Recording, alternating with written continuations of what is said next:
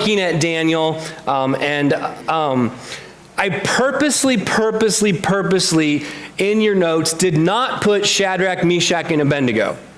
There's a reason for that. So it says Daniel, Hananiah, Mishael, and Azariah. And I did that on purpose. And I'll explain it quickly, and I hope you see it. And so if you're not familiar with the story of Daniel, Daniel and these three men, Hananiah, Mishael, and Azariah, were taken into captivity. Obviously, it's right here in chapter 1 of verse 1, during the reign of Joachim. So it says, in the 3rd year, the reign of Joachim, king of Judah, Nebuchadnezzar, king of Babylon, came to Jerusalem and besieged it. So he basically besieged Jerusalem before Jerusalem fell. This would have been several years before it actually fell. But he took a lot of people into captivity. It says, and the Lord gave, including the king, Joachim, king of Judah, into his hands with some of the vessels of the house of God, and he brought them to the land of Shinar, to the house of his God. He placed the vessels in the treasury of his God. Then the king commanded Ashmith, the chief eunuch, to bring some of the people of Israel, both of the royal family and of nobility, youths without blemish, of good appearance, and skillful in all wisdom, endowed with knowledge, understanding, language, competent to stand in the king's palace, and to teach them the literature and language of the Chaldeans. The king assigned them a daily portion of food that the king ate and the wine that he drank. They were to be educated for 3 years, and at the end of that time, they were to stand before the king. Among those were Daniel, Hananiah, Mishael, and Azariah of the tribe of Judah. And the chief of the eunuchs gave them names. Daniel called Belshazzar, Hananiah called Shadrach, Mishael called Meshach, and Azariah called Abednego. Okay. So I purposely used their biblical names.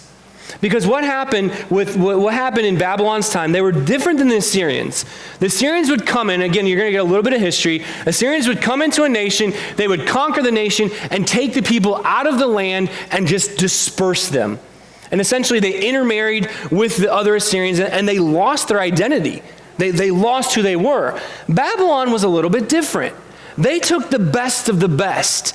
They took the king's family. They took the nobles. They brought them to the king's court and taught them how to be a Babylonian. Okay, so they taught them language, they taught them culture, and most importantly, they taught them religion. They assimilated them into the culture. They gave them new names. So they would no longer be known by their biblical names, their cultural names, their Israel names. They'd be known by these new Babylonian names. And they were always given Babylonian names that basically called out to the Babylonian gods. Then, after 3 years, a lot of these men would have been taken back to their homeland to be governors, to be leaders, and to basically have little mini Babylonian governments wherever they were from. Now we know for Daniel and Hananiah, Mishael, and Azariah, they never went back. They served their whole life in the Babylonian court, and then eventually we know Daniel served in the Persian and Medes court. We don't know about the other three. We don't know how long they lived.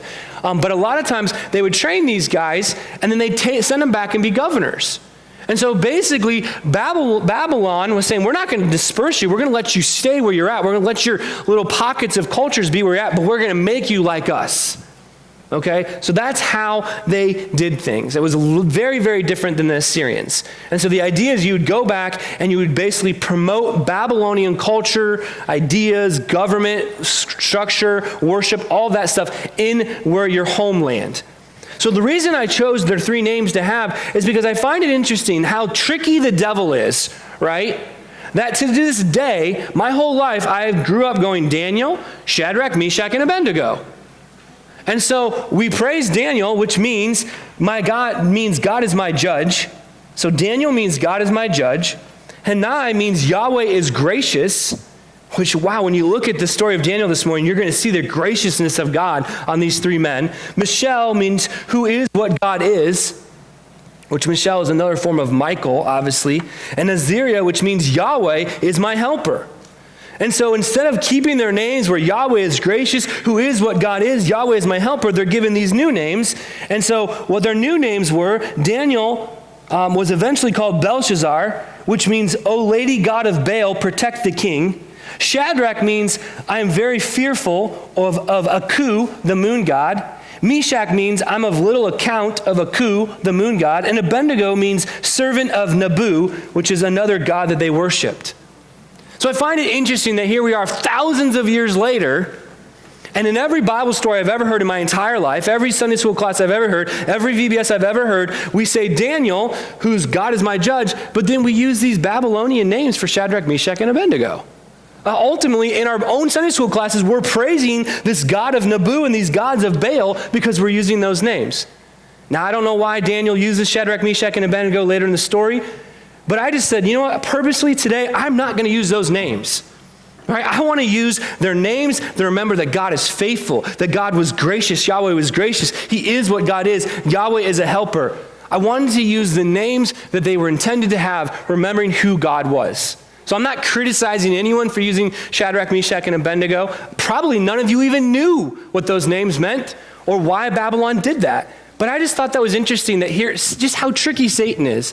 That every single story, for most of us, our entire lives, we have praised the name of Baal in our very Sunday school classes by shouting out Shadrach, Meshach, and Abednego. I don't know. It just shows how tricky Satan is and how he's got his foothold in our lives and in the church, and we don't even realize it. So that just kind of, maybe that's just me, but that kind of blew my mind this week. I'm like, wow, why do we use these names? So I decided in my notes I wasn't using those names. So that's why it specifically is different. And I've already had like several of you ask me this morning, they're like, do you not know their names? Like, do you guys not know it's Shadrach, Meshach, and Abednego? No, I did know that, but I purposely wanted to make a point. Because man, yesterday was so good. So many of you praying. This morning has been so good. The prayer, the scripture that's been read over. Satan is in our lives everywhere. Everywhere. And I don't even think we realize how much. And to me, this was just a simple example of innocently, we've been praising the name of Baal for years and years and years in Sunday school class, opposed to using these guys' names that they were given, their biblical, holy Jewish names. So anyway, it is what it is. So that's why I'm using those names. That's why they're in your notes differently. And that was just something that really stood out to me as I studied this week. Also, I thought this was huge, so appropriate to what we're heading into in this season of elections, and already it's all over the radio and the television and people's yards, and it's getting ridiculous. I keep getting texts on my phone every day apparently I'm Natalie, and I need to vote, and Natalie, this is your last chance. Natalie, you need to vote. I'm like, I'm not Natalie. Stop. And you can't block those stupid texts. These political ones that are coming, like I try to block them, you can't block them. I'm like, first off, I'm not Natalie. Leave me alone. So anyway, the theme over Daniel, this is the theme over the whole book. And it ties into Jeremiah, it ties into Isaiah, what we talked about last week. I think it ties into what we're walking through as a nation, as a world. But the theme over Daniel is God is sovereign over kings and empires. He sets them up and tears them down as he pleases. All kingdoms of the world will come to an end and be replaced by God's kingdom. I want to repeat that. All kingdoms of the world will come to an end and be replaced by God's kingdom, which will never pass away. And I thought it was really interesting. That is the theme over all of Daniel. You see that throughout the whole book. But what I thought was really interesting, that in chapter 2 of Daniel, the Lord reveals this theme, reveals this vision, not to Daniel, not to Hanal, not to Mishael, not to Azariah. He reveals it to Nebuchadnezzar of all people. The very king that went in and destroyed Jerusalem, the very king that besieged Jerusalem, the very king that took out Judah, he lays out the plan to this Gentile king who does not love the Lord, who is serving false gods, who is wicked, who is evil, who is nasty, and he goes, I'm going to show you my plan. God just baffles me, some of the things. So God, in chapter 2, God reveals this plan that I am over everything. I'm over everything, and every kingdom will fall except my kingdom, to of all people, Nebuchadnezzar. And so basically, that's what you have. Nebuchadnezzar has this dream. And it says in verse 12 of chapter 2, because the king was angry and very fierce and commanded all the wise men of Babylon to be destroyed. So a decree went out, and the wise men were about to be killed. They sought Daniel and his companions to kill them. Then Daniel replied with prudence and discretion to the captain of the king's guard who had gone out to kill the wise men of Babylon. He declared, why is this decree of the king so urgent? Then Arioch made the matter known to Daniel, and Daniel went in and requested the king to appoint him at a time that he might show the interpretation to the king. So Nebuchadnezzar has this dream. He doesn't understand this dream. No one understands this dream. No one can answer this dream. Everyone's going to be killed because why? They couldn't answer. That's how wicked Nebuchadnezzar was. He calls in his council. The council can't give him a question, can't answer his question. You're going to die. Who would want that job, right? Who would want to serve under a king like that? You can't answer me, you die. So Daniel's like, what's going on? So Daniel says, hey, let me talk to you. In verse 17 of chapter 2, Daniel went to his house and made the matter known to Hananiah, Mishael, and Azariah, his companions. They told him to seek mercy from God of heaven concerning the mystery, so Daniel and his companions might not be destroyed with the rest of the wise men. In other words, we begin to see God's faithfulness for these three men. God had a plan for them. They're going to serve their entire life in the Babylonian court. They're going to take care of things. And God reveals this mystery to Daniel in a vision. And Daniel blesses the God of heaven. He said, blessed be the name of God forever and ever, to whom wisdom and might belong. He changes times and seasons. He removes kings, set up kings. This is the theme I was talking about. He gives the wisdom to the wise and knowledge of those who have understanding. He reveals deep and hidden things. He knows what is in the darkness. The light dwells in him. To you, O God of my fathers, I give thanks and praise. For you have given me wisdom and might. You have made known to me what we asked, for we may make it known to the king. For you have made known to us the king's matter. So Daniel goes in and says, I have an answer. I know what the dream is. He goes before the king. Verse 31, he says, you king, behold, you saw this great image, right? And the image was mighty. It was exceeding anything you've ever seen. It said it was bright. It stood before you. Its appearance was frightening. The head of this image was of fine gold, the chest and the arms of silver, its metal and thighs of bronze, its legs of iron, its feet partly of iron and partly of clay. And as you looked, and here's this theme coming out that we just talked about, right? God is sovereign over all the kings and empires, which Daniel just said. He sets them up and tears them down, as Daniel just said in verse 21. He says, all kingdoms of the world will come to an end and be replaced by God's kingdom. And we see it right here in verse 34. This vision that he gives to Nebuchadnezzar. He says, as you looked, a stone was cut out by no human hand. If anyone figures it out, the stone is Jesus, the cornerstone, the rock. He's being cut out by no human hand, so by the Father's hand. And it struck the image of its feet of iron and clay, and it broke them in pieces. Then the iron, the clay, the bronze, the silver, and the gold all together were broken into pieces and broken like the shaft of the summer threshing floors. And the wind carried them away, so not a trace of them could be found. But the stone that struck the image became a great mountain and filled the whole earth. And Daniel goes on and explains what this dream means. He says, Nebuchadnezzar, you saw the answer to life's questions. You saw what's going to happen. You are the top of the image. You are the gold image. You have a mighty kingdom. And there's going to be other kingdoms that come after you. But nothing will stand to Jesus. There's this one coming. We don't even know his name yet. Us Jews, we call him the Messiah. We call him the shepherd. We call him the Savior. But he's coming. And he represents this rock. And he's going to replace all the other kingdoms. They won't stand a chance against this kingdom. He said, and when everything blows away, and if any of you guys were outside yesterday or were here praying, like you just saw how the wind just stirred up dust everywhere. Like every time I turned around, there was just dust blowing across the yard or blowing across the roads, right? And then when it settles, what's left? And he said, when the dust settles, there'll be nothing left of these kingdoms. It won't matter what kingdom you were a part of. It won't matter what nation you were a part of. Nothing will matter. The only thing left will be this stone, this cornerstone. And it says a great mountain will become it and will fill the whole earth. So God reveals to Nebuchadnezzar the plan. I'm going to destroy the kingdoms. I don't need the kingdoms. I'm going to set up my kingdom, the rock, which is also called the church. And I'm going to fill the earth with the church. And the church is going to go out and tell people about the rock. I was just like, wow. You would think that Isaiah would get this vision. You think Jeremiah would get this vision. You think that Ezekiel or Daniel would get these visions. But no, he gives this vision to Nebuchadnezzar of all people. This wicked king who doesn't even believe in God is where he reveals this vision. He's reminding Nebuchadnezzar. He's saying, look, you're there because I put you there. You're in power because I put you in power. And if I want to, I can take you away just like that. And at the end of it, Nebuchadnezzar basically says he fell on his face and paid homage to Daniel. Notice he's not worshiping God yet.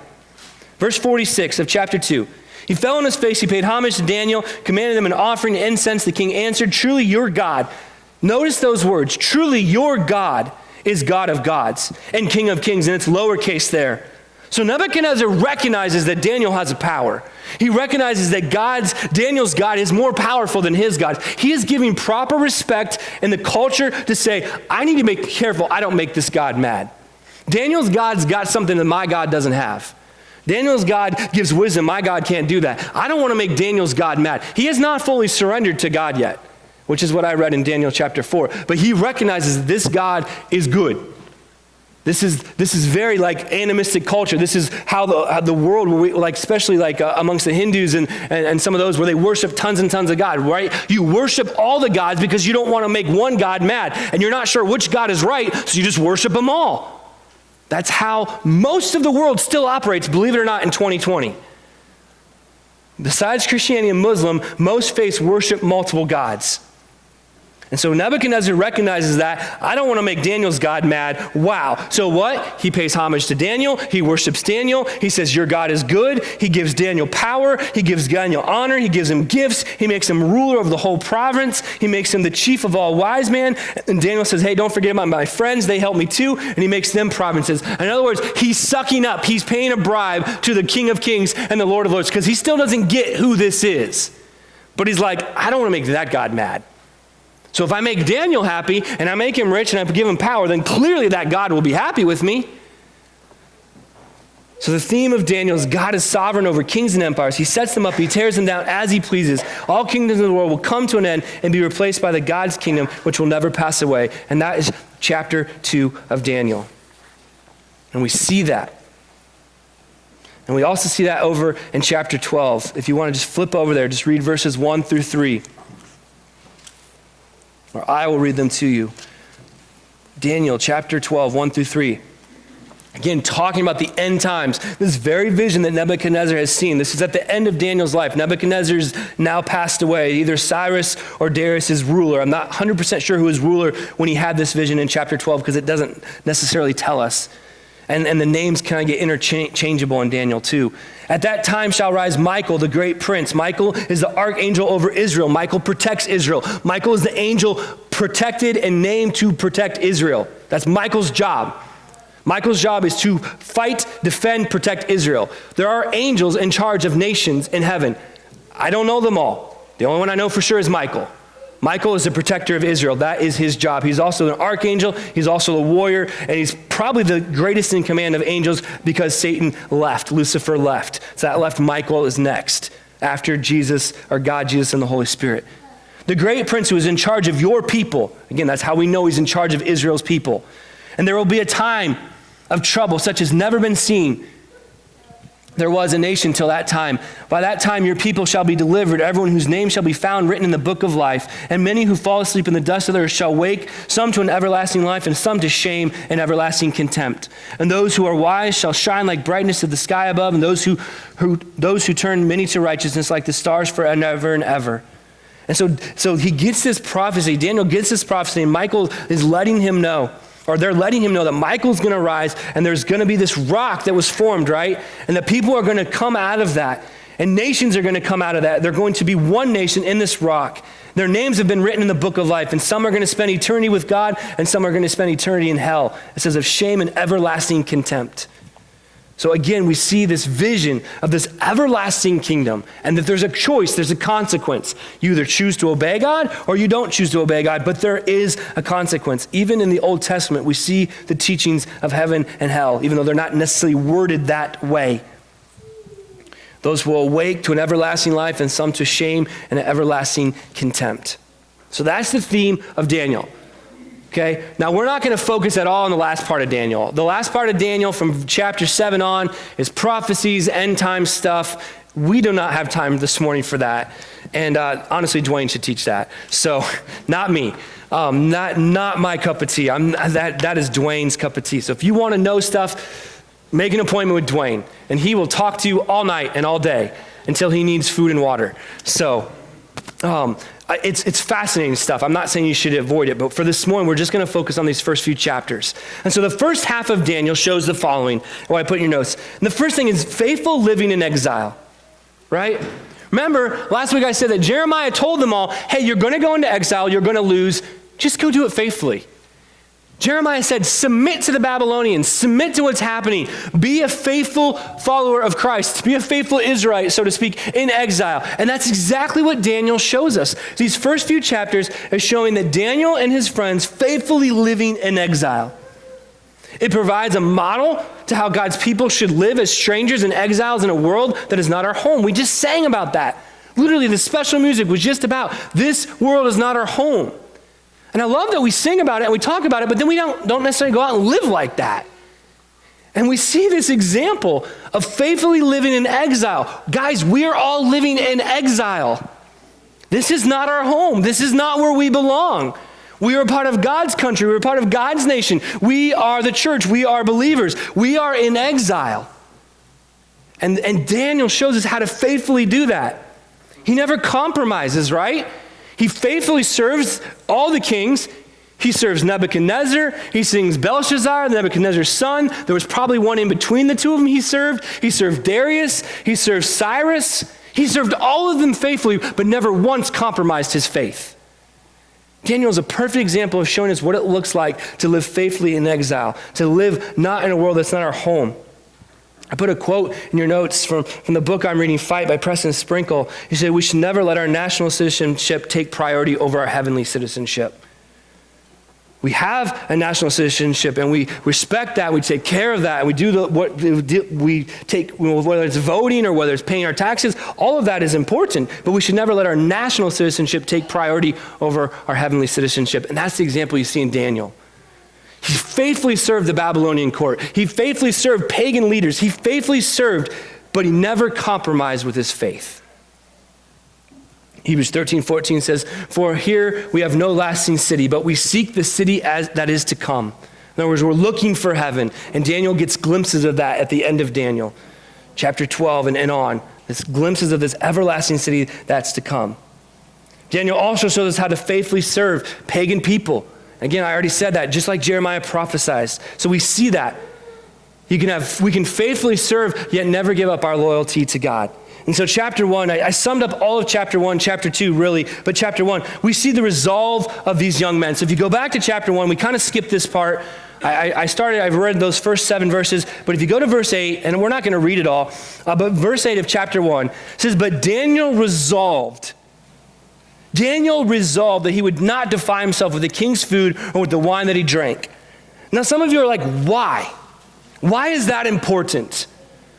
Again, understanding culture. So anything in the king's court, any food and wine in the king's court would have first went to the temple. It would have been presented to the gods of Babylonians. So the priests would have taken all that food to the temple to worship the Babylonians' gods, to bless it, so to speak, and then brought it to the king, right? Because the king doesn't want to make the gods mad.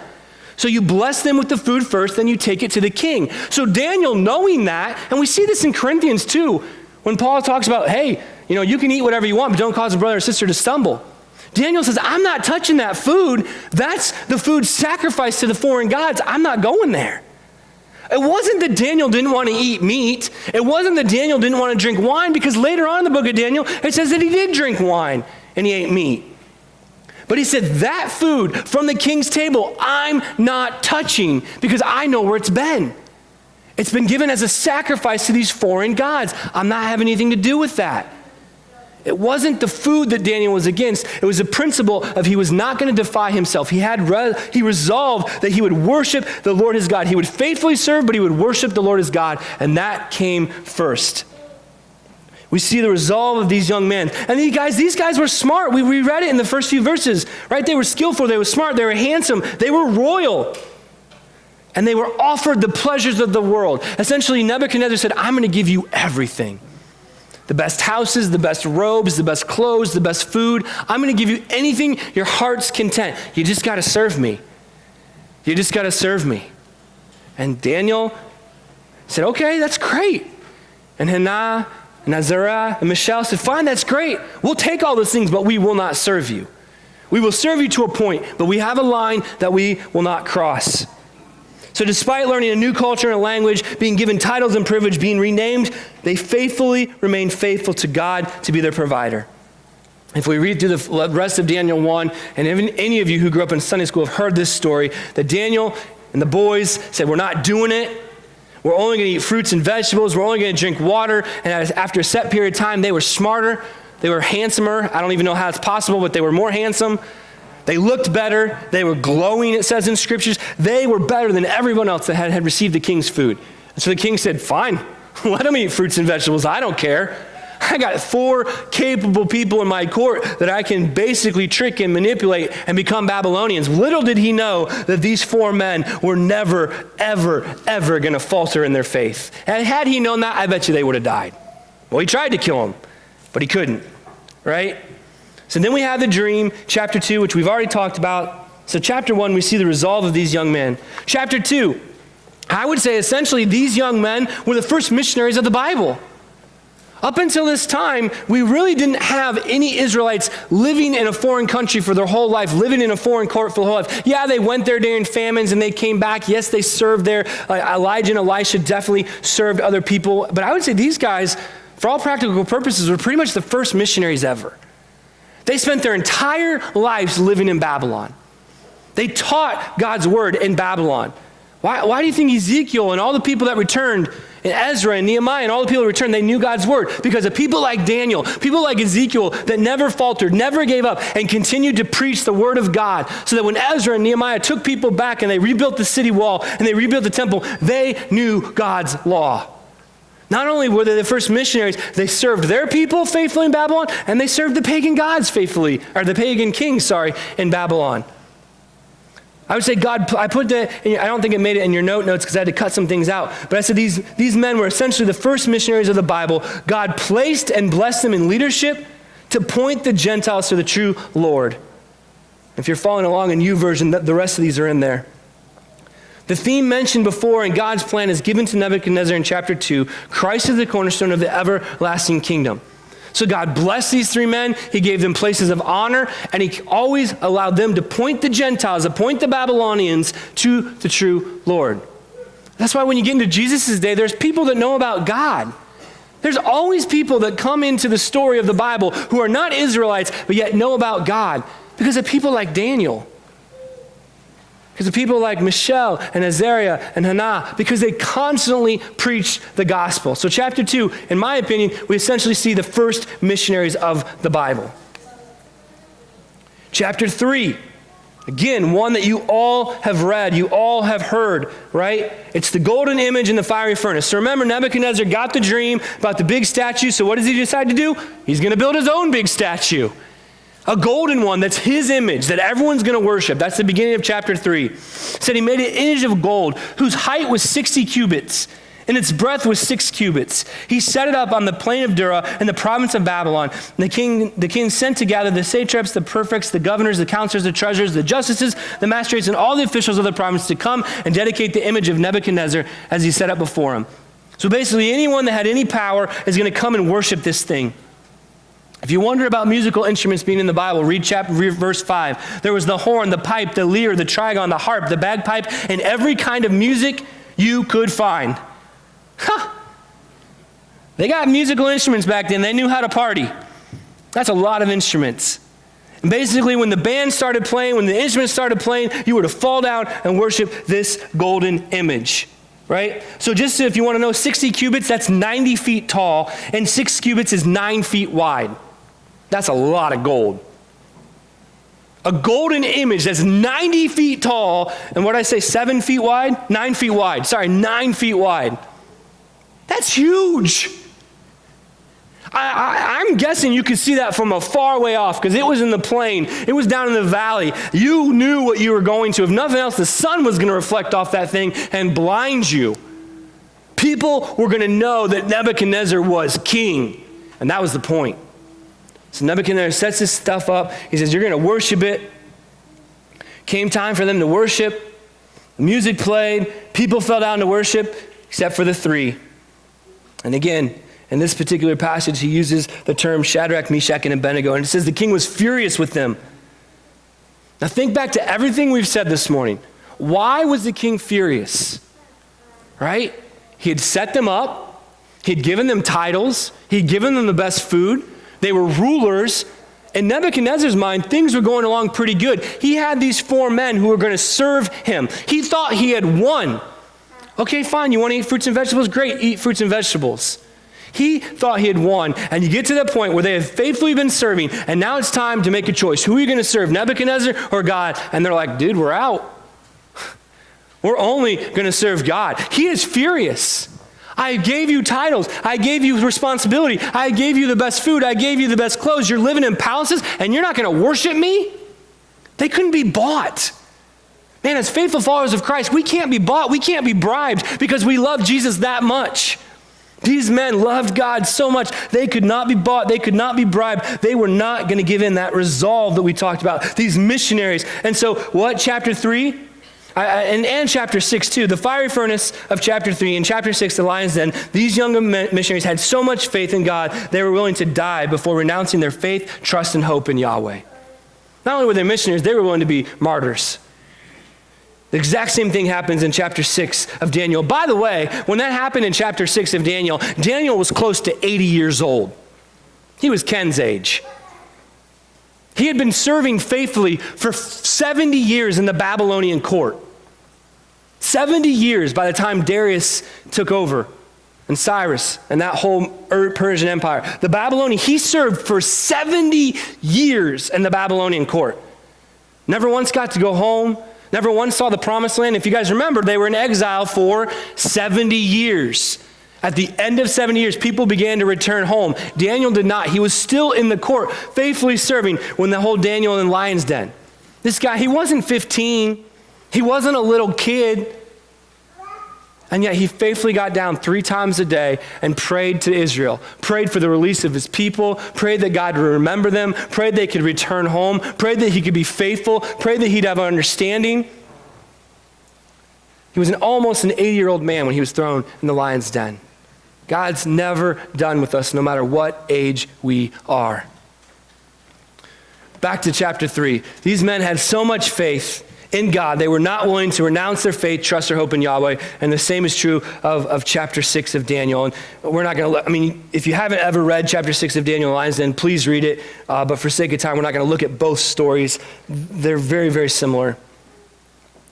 So basically, he said, he brings these guys forward, verse 13 of chapter 3. He said, is it true that you do not serve my gods or worship the golden image that I have set up? Now, if you are ready, when you hear the sound of the horn, pipe, lyre, trigon, harp, bar pipe, and every kind of musical instrument, fall down and worship the image I have made. Well and good. So in other words, he's mad at them, but he gives them another choice. He calls them to his presence. He said, look, is this really true? I think this is just a rumor. Somebody messed it up. You guys are faithful servants of me. It's okay. We'll try again. You're going to hear the music. You're going to bow down and worship. Everything's going to be good. I'll forgive it. You'll continue on in your positions. It'll be all good. He said, but if you do not worship, you shall be immediately cast into the burning fiery furnace, and we'll see whose God will deliver you. They immediately responded, God, we don't need another, or Nebuchadnezzar, we don't need another chance. Oh, Nebuchadnezzar, we have no need to answer you in this matter. If this be so, our God, whom we serve, will deliver us from the burning fiery furnace, and he will deliver us out of your hands. But if not, be known to you, O king, we will not serve any gods or worship the golden image you have set up. So he gives him another chance. He's like, come on, guys, just take this chance. Don't make me look stupid. I put you in power. They're like, psh. We don't even think about it. We're not going to worship your golden image. We're not going to worship your gods. We're going to worship our God, and he'll either protect us or he'll take us home. Either way, we're good. Either way, we're good. Man, it says Nebuchadnezzar was filled with fury, and the expression of his face changed. In other words, he had compassion for these guys. He kind of liked these guys. He wanted to give them another chance. The expression of his face changed. And in fact, he was mad. They were going down. How dare you defy the king? We don't really understand that because we don't have a king. But if you've read any book or watched any movie of times of king, you did not defy the king. His word, his authority was just and said. You did not go against the king. His expression changes. He's mad. They're going to die. And what? He ordered some of the mighty men of his army to bind them, to cast them in the fiery furnace. They were going to be thrown in their cloaks, their tunics, their hats, their garments. In other words, their fancy clothes. They weren't even going to be stripped down to their outer garments like you normally would do for something like this. The king's order was so urgent, the furnace overheated, and the flame of the fire killed those men who took them up. It said it ordered the furnace 7 times more than it was usually heated. Well, essentially what that means is it's going to get as hot as possible. Remember, 7 is the number in scriptures that indicates perfection. So whether they literally went up 7 times or basically the order was, however hot you can make that thing, make it that hot now. And they did it immediately. They made it that hot now to the point that the men throwing these guys in died. It says the flame of the fire killed those men who took up Shadrach, Meshach, and Abednego. And yet these 3 guys weren't touched. You guys know this story. Verse 24, King Nebuchadnezzar was astonished. He rose up in haste. He declared to his counselors, did we not throw 3 men bound in the fire? They answered the king, true, king. They don't want to make him mad. There's a hot furnace right there. The last thing they want to do is be thrown in there with those guys. He said, but I see 4 men and bound and walking around in the midst of the fire, and they are not hurt, and the appearance of the 4th is like the Son of God's. Many commentators believe this was actually Jesus as a man walking around. Whether it was an angel or Jesus, we could debate that all day, but most people believe the Son of God indicates that this was actually Christ coming to earth before he came as Christ with Shadrach, Meshach, and Abednego. He comes to the furnace, he declares to them, servants of the Most High God. So remember, he said, your God is, to Daniel, he said, your God is God of gods and Lord of lords, but he used the little one. Now he's starting to call him the Most High God. He's recognizing that God is the God of gods, the Most High God. He said, come out, come here. They come out, their bodies don't smell of fire. They're not singed. I mean, you guys have burnt things. You guys have had bonfires. You guys have burned trash. When you're done, you stink, right? Your hair stinks, your beard stinks if you have a beard, your clothes stink. You come into the house and your wife says, dude, strip right there, you smell. I don't want my house smelling like smoke. At least my wife says that. Maybe yours don't, right? The clothes go in the washing machine because you just reek of smoke. And you take a shower, and after the shower, you still smell like smoke. Right? Your hands have maybe blackness on them because you were poking at the fire, or your fingernails, they just have that smell of fire, and your hair smells like fire for a couple of days. These guys, nothing. Nothing. The fire had no power over their bodies. The hair of their head was not singed. Their cloaks were not harmed. And no smell of fire had come upon them. Absolutely amazing, the miracle that God does right there. And I think back to the time where I was burning trash in Pennsylvania, and all of a sudden this huge wind comes up, and the next thing I know, I had no eyebrows at all. Like gone, both of them. And I didn't care about that because the wind came up and was starting to spread the yard on fire, so I cared more about getting the fire out. It was like that perfect calm day. You're out burning trash because we burn trash in PA, and all of a sudden there's a massive wind and the trash is burning the yard. They had none of that. None of that. He said, blessed be the God of Shadrach, Meshach, and Abednego, who has sent his angel, delivered his servants, who trusted in him and set aside the king's command, yielded up their bodies rather than serve and worship any God except their own God. Therefore, I make a decree, any people, nation, or language that speaks anything against the God shall be torn limb for limb, their house laid to ruins, and there's no other God who's able to rescue in this way. So once again, he recognizes the God of gods, the Lord of lords, how Yahweh is important. He now said, look, you can't even slaughter that. You can't even slander this God. You can't say anything about this God. If you do, in fact, I want to make sure this God is so happy with me as Nebuchadnezzar. If you say anything against him, I'm going to rip you limb to limb and kill you. He has yet to worship their God. Notice he says, blessed is the God of. He doesn't say my God. He's still holding on to his God and his power, but he recognizes their God has power, and he doesn't want to make him mad. And now if you even speak out against Yahweh, you will be killed. Okay? So you guys had so much faith, they were willing to die before renouncing their faith, trust, and hope in Yahweh. Now chapter 4, where the whole gospel comes full circle in the book of Daniel. That's the blank there. We see the whole gospel come full circle. A pagan king acknowledges the true king, acknowledges he is in control, and worships Yahweh. The missionary work had great victory that day. We also see in chapter 6, Darius also worshiped God, another pagan king. Daniel spent his whole life in ministry, living in exile. being a light in the darkness. People came to the Lord through his life by words and deeds. And his whole life was marked by prayer. Daniel never stopped praying. This whole book is prayer, prayer, prayer, prayer. Daniel never stopped praying. The same way that we prayed yesterday for our church. He prayed for Israel. He prayed for his people. He prayed they would return home. He prayed for the future. And eventually he saw Darius send the first group home in Ezra and Nehemiah. We don't know for sure how much longer Daniel lived after that, but we know that Daniel lived to see his prayers answered. He was close to 100 years old when that happened, but he saw his prayers answered, that Israel returned home. And I'm guessing at that point in time, he just said, "Thank you, Lord, take my spirit. I've seen my prayers answered." Going back to chapter 4. We don't have time to look at all the dreams and read it all. But basically, Nebuchadnezzar has some dreams. And he calls in Daniel. By this point in time, he doesn't even question Daniel. He's like, Daniel is the guy.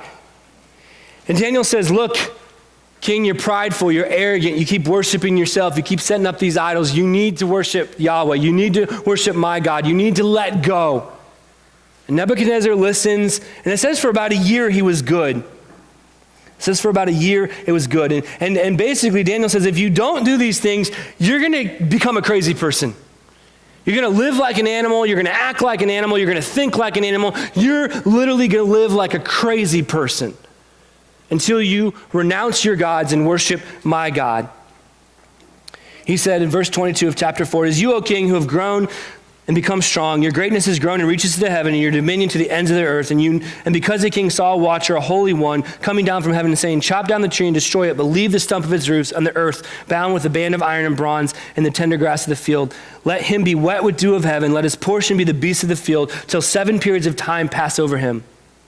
This is the interpretation, O king. It is a decree of the Most High, which has come upon my lord the king, that you shall be driven from among men. Your dwelling shall be the beasts of the field. You shall be made to eat like grass, like an ox. You shall be wet with dew. For 7 periods of time shall pass over you, till you know the Most High king rules the kingdom of men and gives it to whom he will." Again, that theme, right? The Most High rules the kingdom of men and gives it to whom he will. And as is commanded, to leave the stump of the roots of the tree, for your kingdom shall be confirmed for you from the time until you know heaven rules. In other words, Daniel says, Nebuchadnezzar, you're not going to lose your kingdom. You're going to hold on to your kingdom, but you're going to be humiliated and humbled before the Lord. Until you recognize who to worship, you are going to be humbled, but your kingdom will be restored to you. That's the prediction. And all this came upon Nebuchadnezzar at the end of 12 months. So for a year, Nebuchadnezzar was good. He heeded Daniel's warning for a whole year. And at the end of the year, he's walking along the roof of the royal palace. He's looking out. The king answered, "Is this not the great Babylon, which I have built by my mighty power as a royal residence for all the glory of my majesty?" And it says, while the words were still in the king's mouth, there fell a voice from heaven. "O Nebuchadnezzar, to you it is spoken. The kingdom has departed from you, and you shall be driven from among men. And your dwelling shall be the beasts of the field, and you shall be made to eat grass like the ox. 7 periods of time shall pass over you, until you know the Most High rules the kingdom of men and gives it to whom he will." And immediately the words were fulfilled against Nebuchadnezzar.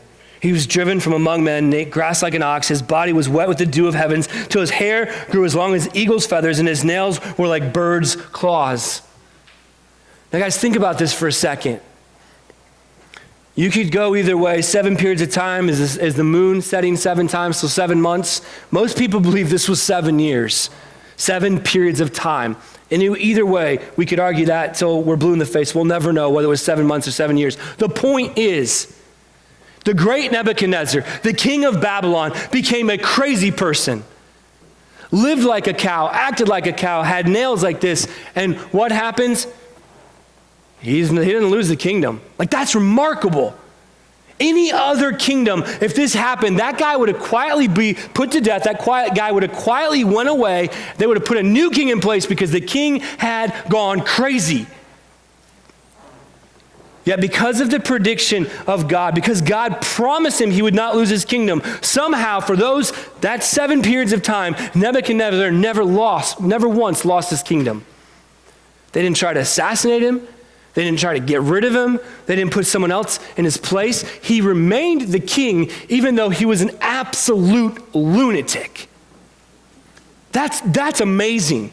Because if the president of the United States started doing this and living outside with no clothes on and eating grass and growing out his hair and growing out his nails, he would not stay in power more than 30 days at best.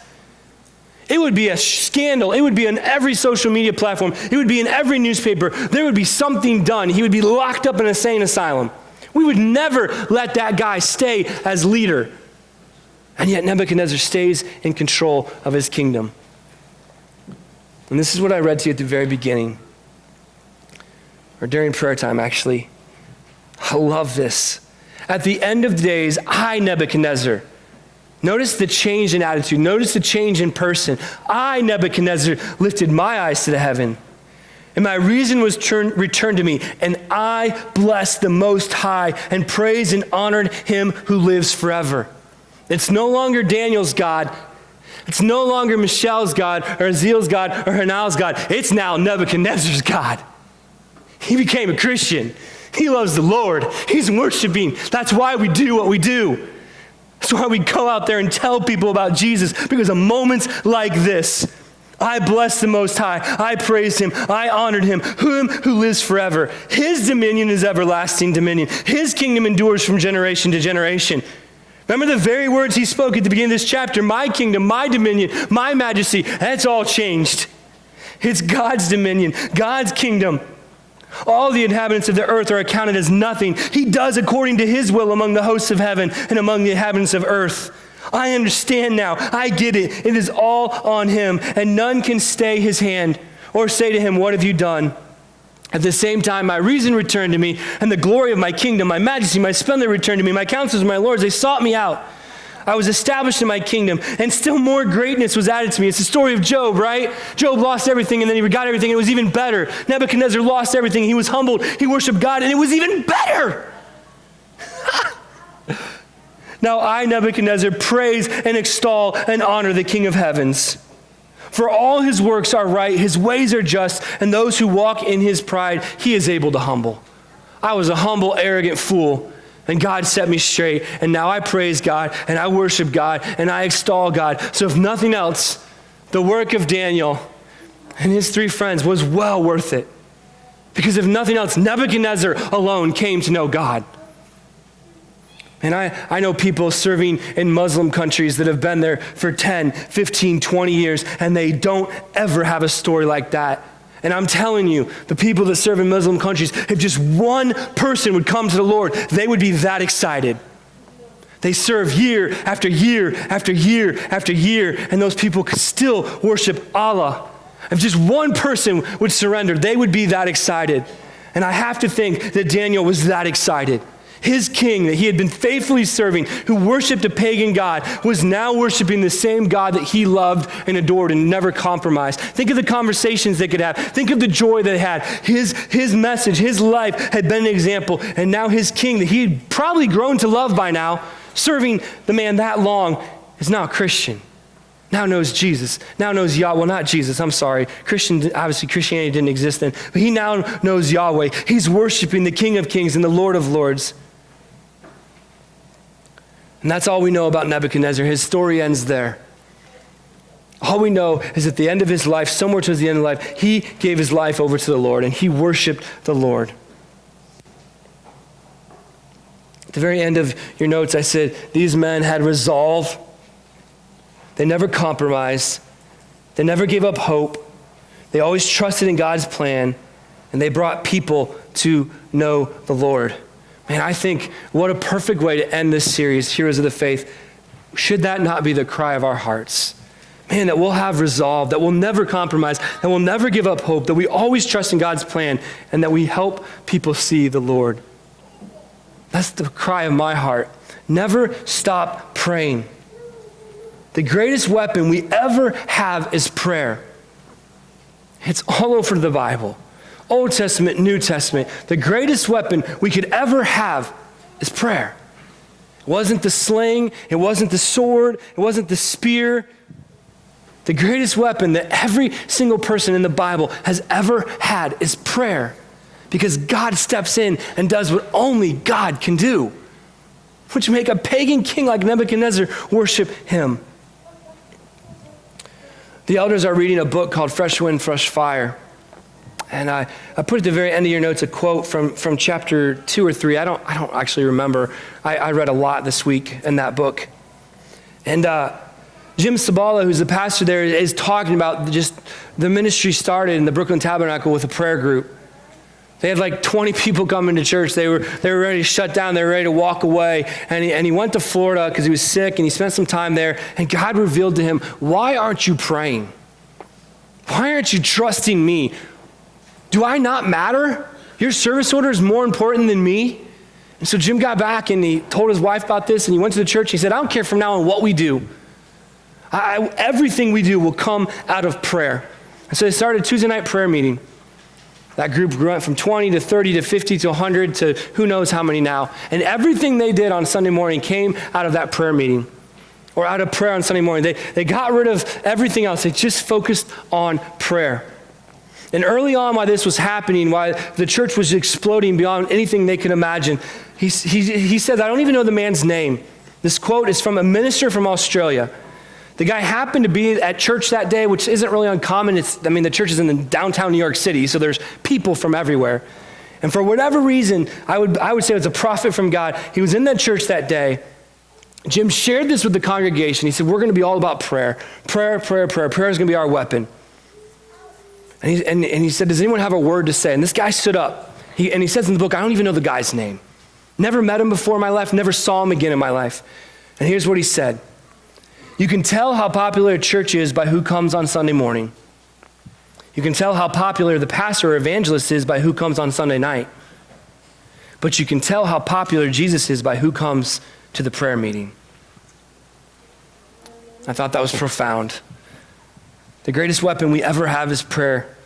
Daniel, Hannah, Azira, Michelle never stopped praying, never compromised, never gave up hope. And you can tell how popular Jesus is by those who come to the prayer meeting. We need to be in a life of prayer. We need to have that resolve. We need to never compromise, never give up hope, and always trust in God's plan, even when it doesn't seem like it's going to make sense. Because nothing about this year has made sense. And yet God's plan is still here, and it's still working, and it's still going forth, and we're still ministering, and we're still helping people, because his plan never, ever changed. Lord, I just thank you so much for the example of these men who lived in Babylon their whole life, lived in exile and darkness as far as their countrymen and their people their whole life, yet they never faltered. God, it's one of the only books in the Bible that doesn't even have sin. We know Daniel's sin because he was a man, but yet there's nothing mentioned in the book of Daniel about his sin, his shortcomings. We don't see that of any other character in the Bible except Daniel. God, we thank you for that. We thank you for the example that he has to us, how we can faithfully serve those around us and even pagan leaders, but yet worship you and you alone. God, to have that resolve, to have that hope, to have the faith that these men had while they lived in exile. God, and to be prayer warriors. God, help us to be prayer warriors. God, help us to spend more time on our knees or on the ground, whatever, just before the throne praying, for any decision we make. God, help us to be in prayer and fasting, that if it's your will and it's your direction that you want for us, God, help us to have the resolve and the faith that we see in the book of Daniel. And as we head into Missions Month in October, God, I am confident that somebody in this room is going to be called out and be called away. And God, when that happens, help us to support them, to walk alongside them, to pray for them, to encourage them, and even financially support them if that need be. But God, with 150 people calling this place home, I am confident there's at least one that you're going to say, hey, I have something else for you. I need you to go here. I need you to have resolve. I need you to trust me. I need you to put your hope in me. Come on, let's go on a journey. And God, I just pray that you'll reveal that in the month of October. You'll reveal who you have, that you're calling to something different. In your name we pray. Amen. Kevin's going to come up and